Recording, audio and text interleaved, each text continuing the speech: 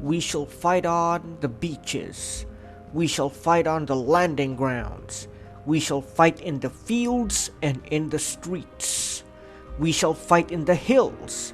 We shall never surrender. Winston Churchill. You don't win wars by dying for your country. You win by making the other guy die for his. General George Patton. Paraphrased. If everyone is thinking alike, someone isn't thinking. General George Patton. The PSP or PlayStation Portable certainly has its fair share of memorable games. There was the sequel to Disgaea 2, Dark Hero Days, that featured Axel the Rockstar Demon as the hero. There was that Phantasy Star Portable and Phantasy Star Portable 2 that were very reminiscent of Mass Effect, and which I thoroughly enjoyed since I could design and customize my own apartment. Then there was Dead or Alive Paradise, wherein I went crazy over beach volleyball of all things. However, one game that I haven't forgotten and probably never will is Valkyria Chronicles 2, also called Valkyria of the Battlefield 2 Gallian Royal Military Academy in Japan, a war game that combines real-time strategy with turn-based tactics. It is perhaps one of the more unique and memorable games I've had the pleasure to play. It is not, after all, the gameplay that attracted me to the game, but the characters that comprise Class G and its roster of truly unforgettable personalities. Hi, hello, and welcome again everybody to another episode of Natural Juan. This time around, I'm going to discuss Valkyria Chronicles 2, the sequel to the first Valkyria Chronicles. However, before all that, I'd like to make a quick shout out to Mr. Jonathan Green, a longtime supporter of this channel. Also, here's a special mention for Dermhaven, our sponsor. Don't be like Baldwin Gassenarl and let yourself become ugly through scientific experiments. You should still maintain a membership with places or establishments like Dermhaven, where you're sure to get proper skincare and not look like a zombie. Alright, with all that out of the way, it's time to get those boots on the ground, soldier, as we march through the fields of Gallia in Valkyria Chronicles 2.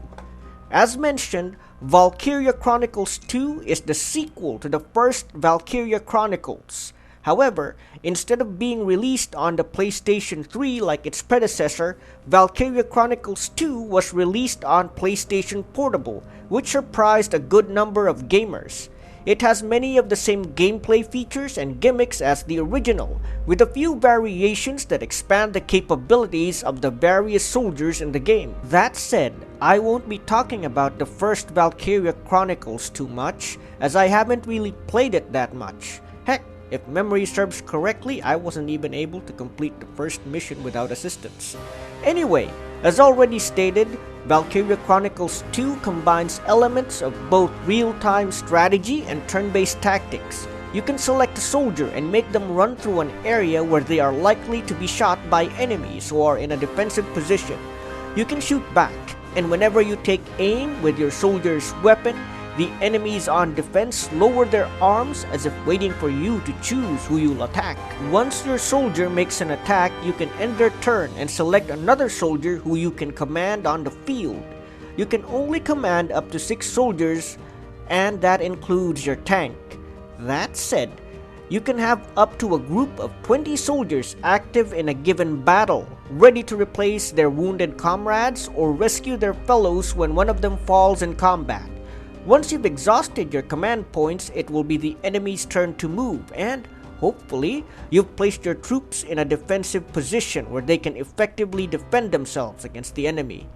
Much like the first Valkyria Chronicles, the soldiers are divided into classes, although instead of just 5, they are now tiered that start from 5 at Tier 1, 10 at Tier 2, and then to a whopping 20 at Tier 3. The first tier include the rifle-armed scout, the submachine gun-toting shock trooper, the lancer, which is armed with an anti-tank lance, the engineer, whose job it is to reload their comrades' weapons, heal the injured, help the wounded, and occasionally support their allies with their pistols, and the armor techs who are equipped with shields for defense against enemy gunfire, tools to remove landmines, and put up sandbags and war picks to clobber the enemy senseless. Things get more interesting at Tier 2 since the classes begin to gain some distinction. The Scout class then becomes divided into the Scout Veteran, which can move further, and the Sniper, which sacrifices movement for the ability to take down enemies from afar. The Shock Trooper then branches out between the defense-optimized Gunner, who can now mow down oncoming enemies with machine gun fire, and the Shock Trooper Veteran that can move further and is equipped with more grenades than their Tier 1 counterparts. The Lancer can now choose to become a Lancer Veteran that has more mobility and an even stronger anti-tank attack, or a Mortarer, which is armed with a mortar that can very easily take down a group of huddled together soldiers. The Engineer, on the other hand, splits into the Engineer Veteran that can move further and heal more, or the Anthem Corps that can get their allies to fight harder. Even the armor techs aren't exempt from this, as they can become armor veterans that can now plant landmines, or fencers who are melee anti-infantry specialists. At Tier 3, the classes become somewhat crippled by their roles as their skills split again over 20 classes. The Scout Veteran becomes either a Scout Elite that can travel even further and faster, or a Heavy Scout armed with a rifle grenade. The Sniper becomes a truly deadly Sniper Elite armed with a repeating marksman rifle, or an anti-tank rifle that can heavily damage or outright destroy tanks and even a few lightly armored buildings.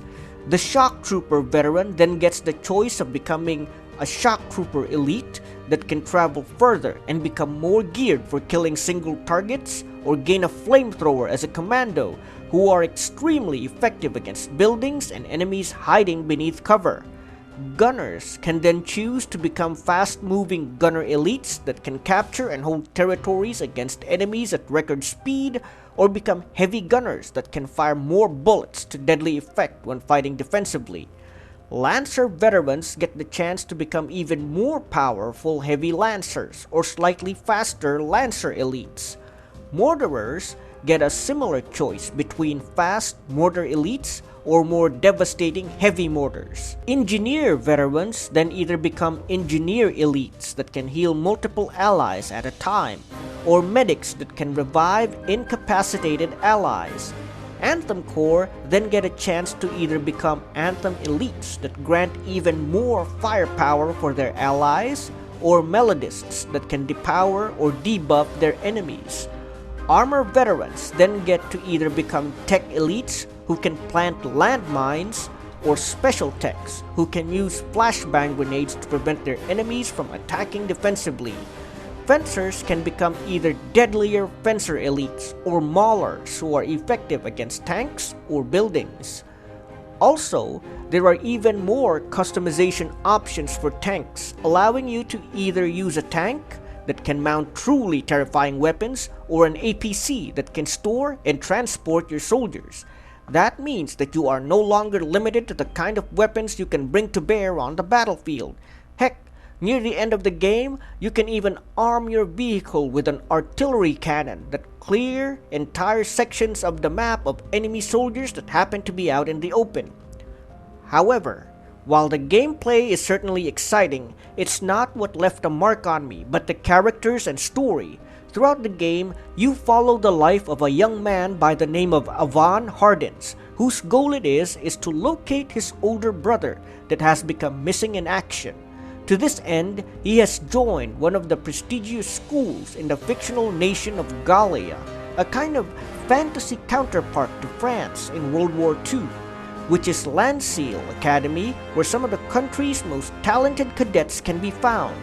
There he meets with Zeri, a Darkson, which are either meant to represent Jewish or Romani persons who struggle with the status as a constant target for discrimination, and Cosette Coulthard, a young woman who has been severely traumatized by war. Together, the trio become a part of Squad G, who are a class of military students who seem a bit of a mix of oddities.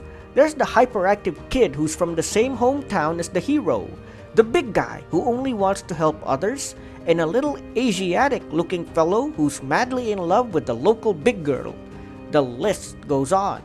As a player, I soon came to discover the different members of the squad who each had his own or her own unique personality that made the game all the more endearing to play. As you meet more and more interesting characters, from the nerdy girl who also struggles with racial discrimination, the girl reporter who seems even more hyperactive than the kid from the hero's hometown, to the pop idol who constantly denies she's a country girl, the game becomes even harder to put down. Like the Harry Potter books, Valkyria Chronicles 2 invites you into a different world and makes you want to become a part of Landseal Squad G, and while they might not be perfect, their personalities and quirks combined with the classes involved in the gameplay make for a truly unique experience. Of course, the game is not without its flaws. For one thing, while the rest of the story and characters are good, Avon himself seems a bit too much of a stereotypical shonen hero.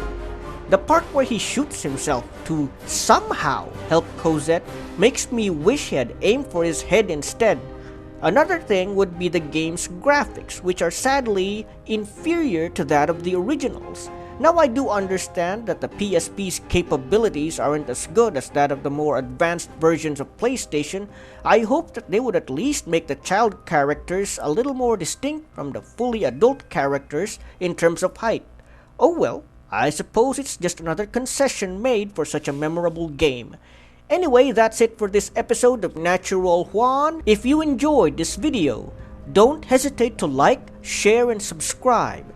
If you want to support this channel, my PayPal, Patreon, and Gcash info are in the description below.